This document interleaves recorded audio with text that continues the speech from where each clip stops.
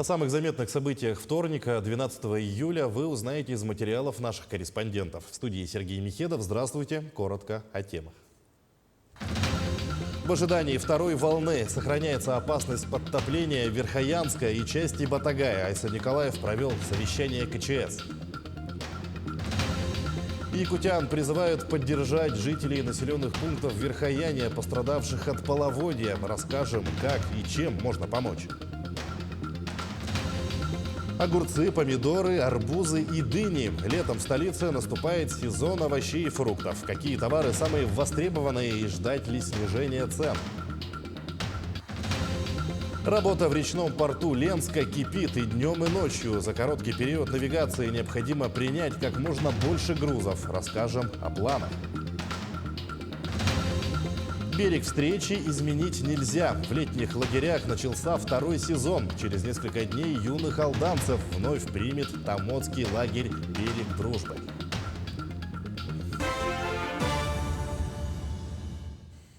Глава Якутии Айса Николаев провел рабочее совещание комиссии по чрезвычайным ситуациям в Усть-Майском районе. Обстановка с паводком в Верхоянском районе на особом контроле. По состоянию на сегодня в населенном пункте Сордах освободились от воды 88 приусадебных участков, в том числе 85 жилых домов, а также школа, детский сад и амбулатория. Наблюдают спад воды в поселках Томтор и Бетенкес.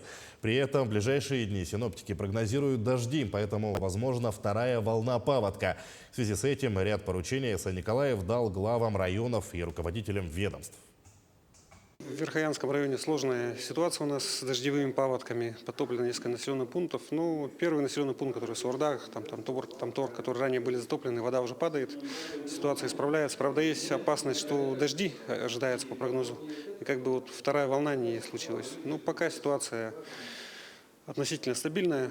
Силы МЧС, наши силы Госкомбж работают. От Минэкологии тоже комиссия вылетает для подсчета ущерба. Как бы наше направление Министерства экологии – это расчет ущерба, какой принес паводковые воды населению, объектам экономики. Одной из главных бед по-прежнему остается стихия, потому что именно перед ней человек остается беззащитным. Так, Общественная палата республики и землячество Верхоянского района объявили сбор гуманитарной помощи и призывают якутян поддержать жителей населенных пунктов Верхояния, пострадавших от настигшего их половодья. Тему продолжит Надежда Саханская. На прошлой неделе Верхоянский район настигла беда. Выпадение обильных осадков вызвало резкий подъем уровня воды у населенных пунктов, вследствие чего многие попросту остались без жилья. Уровень воды поднимается в Арктическом районе чуть ли не ежечасно. Такая ситуация требует отдельного контроля. В Верхоянском районе работает аэромобильная группировка в количестве 22 человек. С 9 июля текущего года на территории Верхоянского района действует режим «Чрезвычайная ситуация». Однако, как показывает жизнь, порой бедствия подобного масштаба объединяют жителей республики. Так, представители многих районов Якутии оказывают поддержку пострадавшим, которая выражается в гуманитарной помощи. В комплекте у нас 12 штук матрасов, 12 комплектов постельного белья, подушек и так далее. Ну, считали, что нужно, и чем сможем, с чем смогли, не остались в стороне. И призываем других районов и населений тоже принять участие в данной помощи. Это наша общая беда, да, получается. И, конечно, каждый неравнодушный может также оказать посильную помощь. Для этого достаточно принести сюда теплую одежду, продукты питания, товары первой необходимости или же спальные принадлежности по адресу улица Курашова, 24, 4-й этаж, кабинет 405. Также для передачи гуманитарной помощи габаритного объема необходимо связаться с руководителем землячества Верхоянского района Гаврилом Чемахановым. Юридические лица и предприятия для получения реквизитов и перечисления пожертвований могут обратиться к куратору Верхоянского района Раисе Кантоевой. Также жители республики могут принять участие в качестве добровольцев в штабе гуманитарной помощи пострадавшим и обратиться к Алене Кычкиной. Все номера указаны на ваших экранах. Более того, Общественная палата Якутии планирует собрать добровольцев, задействовать стройотряды, которые со своей стороны выразили готовность помочь. Наша задача – это вот помочь тем, кто приехал, потому что само то, что люди пострадали и нужны будут не только вот материальная помощь, но и моральная поддержка нужна будет. Вот, поэтому мы все вместе работаем, и сейчас вот то, что мы собрали, есть договоренность о том, чтобы все это проводить и отправлять самолетом в район. Здесь уже договоренность, например, есть. Конечно, беда не приходит одна. Однако зачастую именно несчастье показывает единство народа. Сбор гуманитарной помощи продолжится, и остается только надеяться, что все усилия, которые прилагают якутяне, не напрасны. Надежда Саханская, Григорий Охлопков, Якутск. Между тем, после обеда начало затапливать село Боронук Бабушкинского наслега, а минувшей ночью вода вошла в село Бетенкёс. При этом сохраняется опасность подтопления Верхоянска и части Батагая. В затопленные населенные пункты доставляют продукты питания и питьевую воду.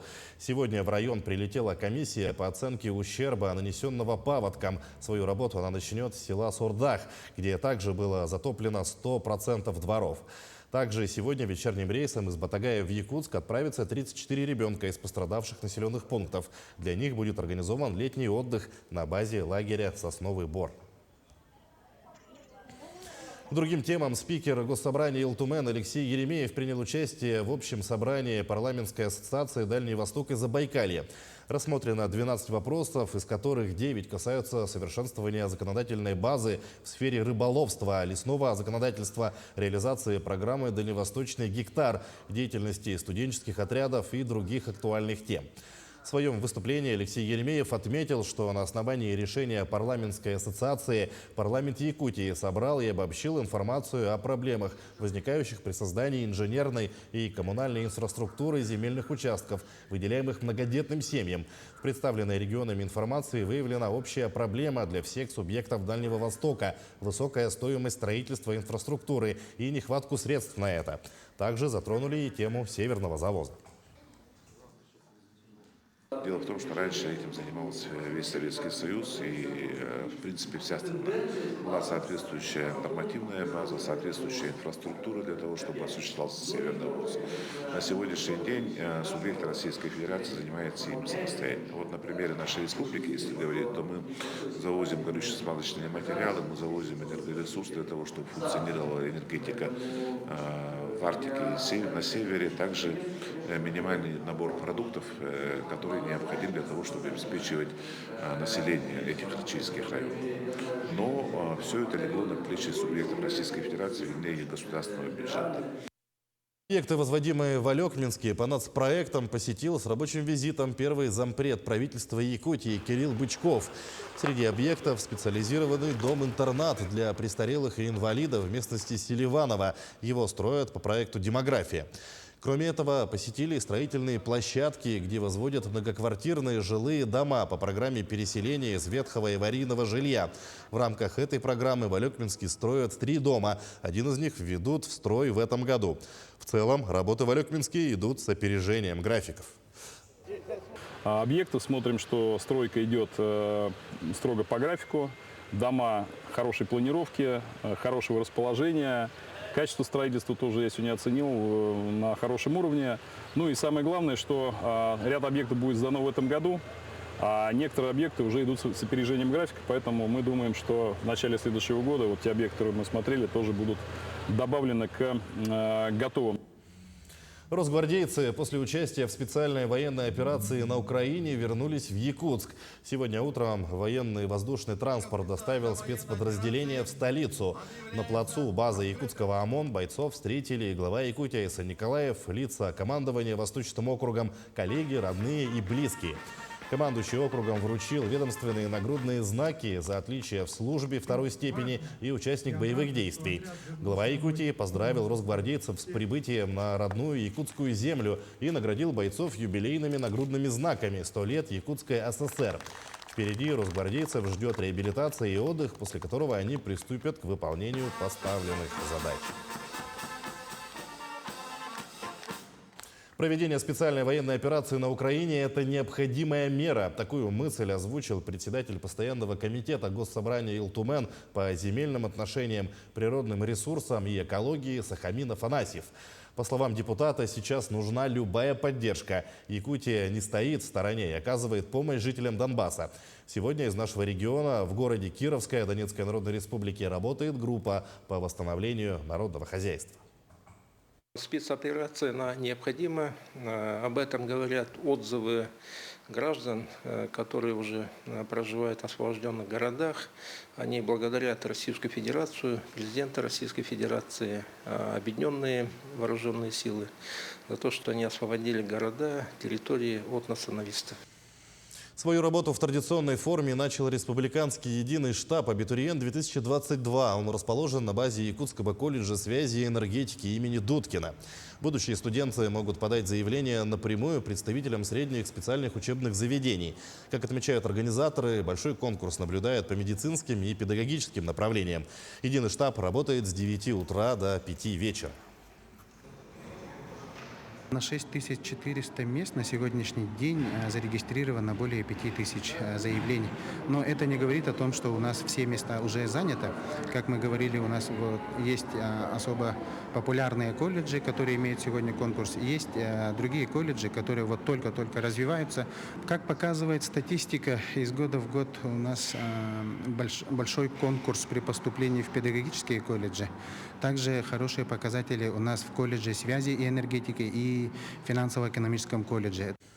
Заплати долги и живи спокойно. В Мирном жители 2 многоквартирных домов остаются без лифта из-за чужой халатности. Все подробности и проблемы у наших коллег.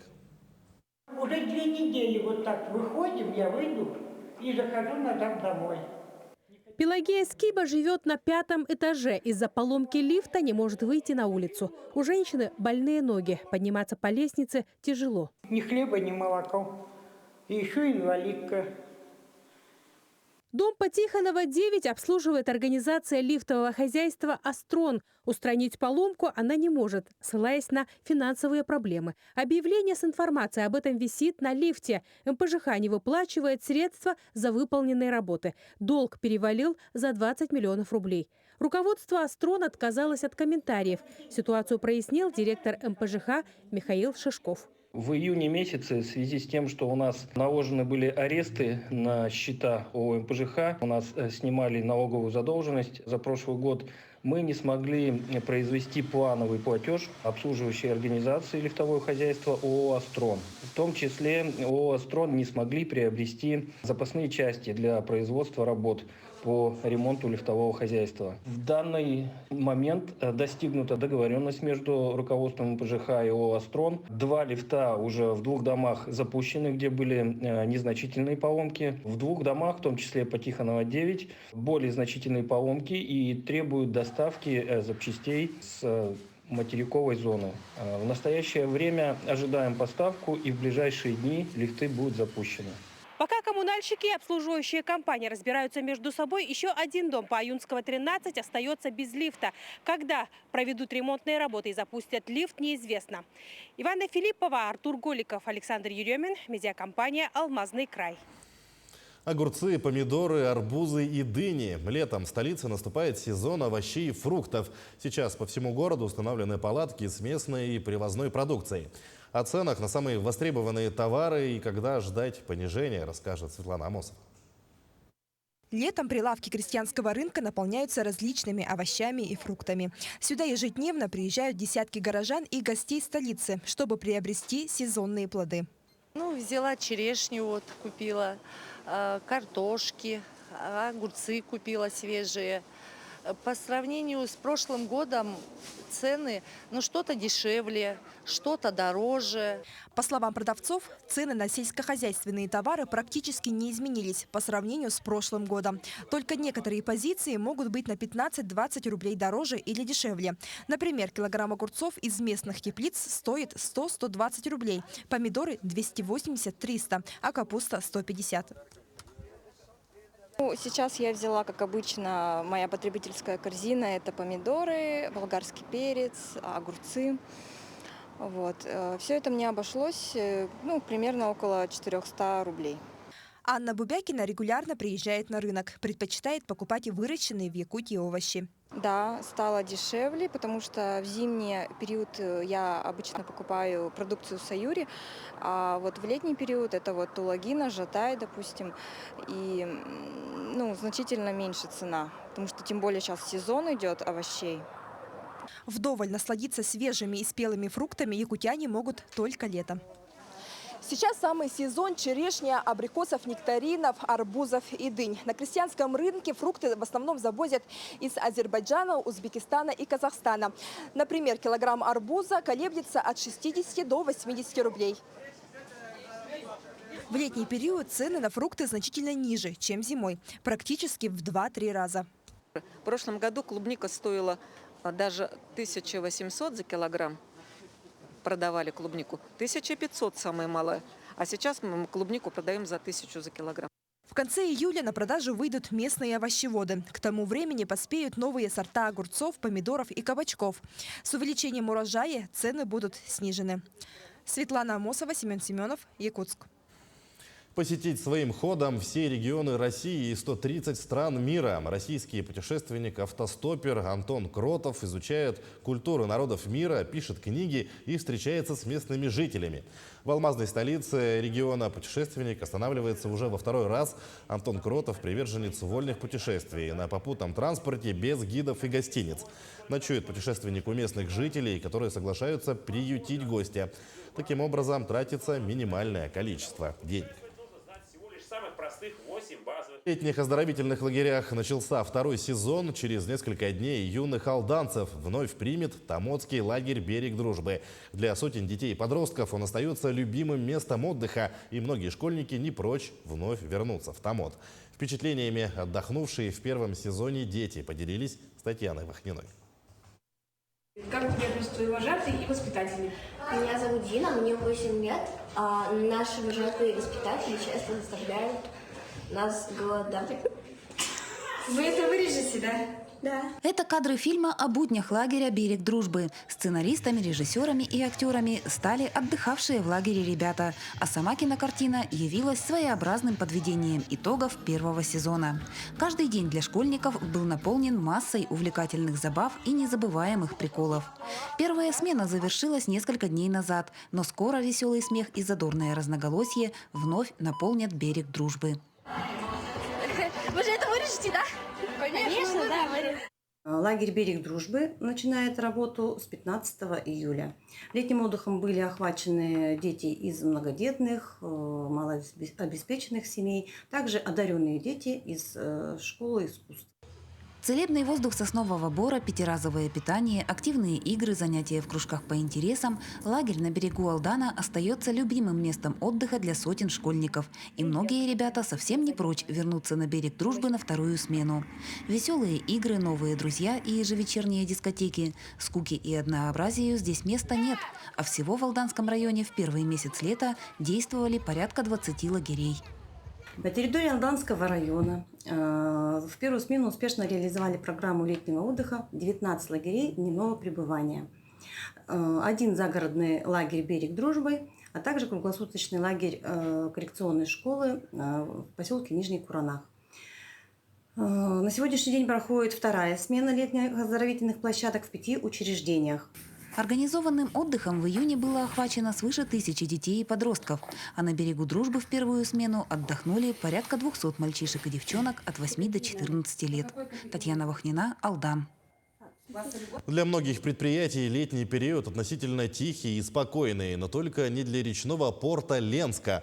Портовики ведут отгрузку контейнеров, оборудования, цемента для предприятий Ленского и ближних районов, рассказывает Светлана Балеева. Работа в речном порту кипит и днем, и ночью. В этом году за период навигации нужно успеть принять более 400 тысяч тонн различного груза. Позади 2 месяца работы. По словам Игоря Альшанского, начальника Ленского речного порта, все идет по запланированному графику, даже с небольшим опережением. Уже принято порядка 180 тысяч тонн. У нас планы были чуть больше 400 тысяч на навигацию, поэтому можно сказать, что практически 50% навигации от груза получено, уже переработано нами. Грузы поступают различного характера, и навалочные грузы, и строительные. В основном, конечно, очень много стройматериалов. Как обычно, заказчиком выступает компания «Алроса». Она остается основным клиентом речного порта. Также поступают груза и от сторонних компаний. Это очень много строительных компаний под этот поток работают.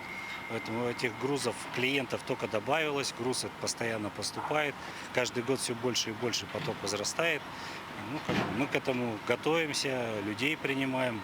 Как уже было сказано выше, выходных у предприятия нет совсем. В момент нашей съемки работникам речного порта предстояло разгрузить 5 барж. Тут и селитра, взрывчатые вещества, клинкер, контейнера с продуктами, также судно для компании «Техавангард». А еще несколько барж находятся постоянно в рейде. Они ожидают своей очереди на противоположной стороне реки.